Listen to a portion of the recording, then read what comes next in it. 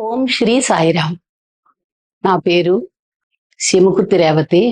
మాది అశ్వారావుపేట, భద్రాద్రి కొత్తగూడెం జిల్లా.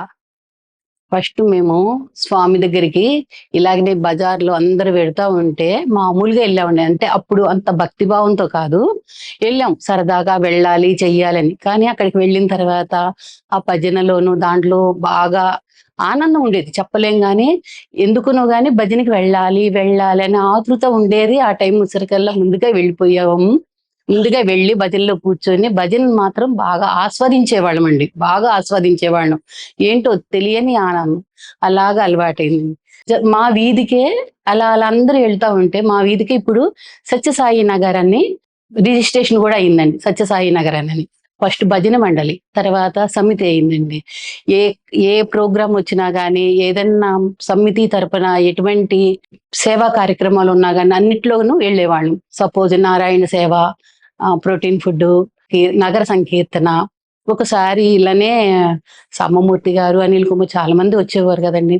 బంగారు బాల వికాస్ గురువుకి జన్మ ఉండదు, మరు జన్మ ఉండదు, వాళ్ళందరూ మీ ప్రేమపుత్రులు అన్నారు. ఏంటో ఆ మాటని నాకు హృదయంలో బాగా నాటుకుపోయిందండి. చేశానండి 4 సంవత్సరాల వరకు బాల వికాస్ చెప్పానండి. అంటే మరి పెద్ద పెద్ద వాళ్ళుగా చిన్న చిన్న పిల్లలు వచ్చి రాని మాటలు, ఆటలు పాటలతోటి అలాగే మా ఇంటి దగ్గరే చెప్పానండి. 4 సంవత్సరాల వరకు చెప్పాను. తర్వాత అందులో కూడా నాటికలు అవన్నీ ప్రోగ్రామ్స్ కూడా, ఈశ్వరం డైస్ ప్రోగ్రామ్స్ కూడా ఇప్పించామండి. అప్పుడు ఆనందంగా గడిచింది. పుట్టపర్తి ఫస్ట్‌లో వెళ్ళినప్పుడు మాత్రం అప్పుడు కూడా అంతే, ఒకసారి సంక్రాంతి పండక్కి వెళ్ళామండి. మందిరంలో వెళ్తా ఉంటే సంక్రాంతి పండక్కి వెళ్ళాము. అప్పుడే కొత్తగా తపోవనం చదివామన్నమాట అప్పుడు. అయితే అక్కడ అందులో ఉంటది గదండీ!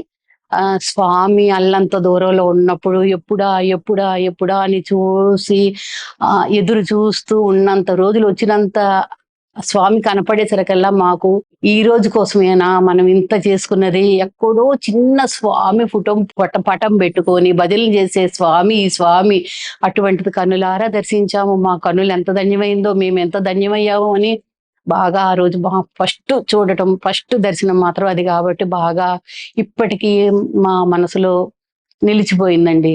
అదొక మంచి అనుభూతి. తర్వాత ఒకసారి నేను పడిపోయానండి. కాలుకి ఫ్రాక్చర్ అయింది. ఒక కాలుకి ఆపరేషన్ జరిగింది, ఒక కాలుకి సిమెంట్ కట్టేశారు. అంటే 2 ఒకేసారి జరగలేదు.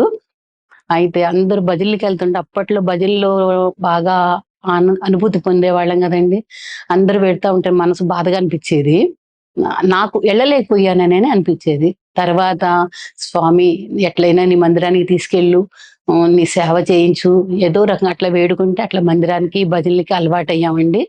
తర్వాత పుట్టపర్తికి గూడా ఒకసారి సేవకు గూడా వెళ్ళామండి. పర్తి యాత్ర అటువంటి అన్నిట్లో గూడాను పాల్గొన్నామండి. 15 ఇయర్స్ అవుతుందనుకుంటండి. జనవరి 1 సేవండి. అప్పుడు 10 రోజులు సేవండి అది. ఒక్కసారి చేసామండి. అప్పుడు మాత్రం చాలా సంతోషపడ్డాను. స్వామి మందిరానికి గాదు, ఇక్కడ గూడా రప్పించుకున్నావు తండ్రి. నేనెంత అదృష్టవంతురాలిని అని జెప్పేసి బాగా కృతజ్ఞత అనిపిచ్చిందండి. పుట్టపర్తి గూడా వెళ్ళామండి. చాలా సార్లు వెళ్ళామండి. ఇది ఈ మధ్య 4, 3 నెలల క్రితం గూడా వెళ్ళామండి. అశ్వారావుపేట సమితికి ప్రేమవాహిని రథం వచ్చింది గదండీ! అప్పుడు మేము సత్తుపల్లి దాకా వెళ్ళి అక్కడి నుంచి మేము తీసుకొచ్చామండి. కాకపోతే కొన్ని కారణాల వల్ల ఆ రాత్రిపూట రాలేదండి. తెల్లవారుజామున వచ్చింది. ఎంతో ఆ రాత్రంతాను ఎదురు చూసి మళ్ళా రథమంతాను శుభ్రం చేసి ప్రతి ఒక్కటి గూడా సేవలో పాల్గొని 10 మందితో సామూహికంగా పాల్గొని చేయటం గూడా ఆనందపడ్డామండి.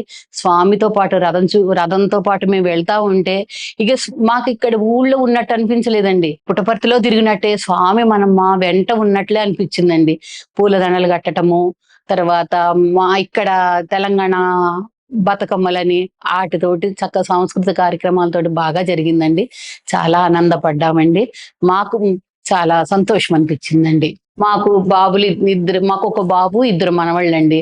మా మనవళ్ళు గూడాను బాల వికాస్ భజనలవి, పాటలు అవి గూడా నేర్పానండి. ప్రస్తుతం ఇప్పుడు వాళ్ళిద్దరూ హాస్టల్‌లో ఉంటున్నారు. ఇక్కడ నా దగ్గరున్నప్పుడు నేర్పానండి. జై సాయిరాం.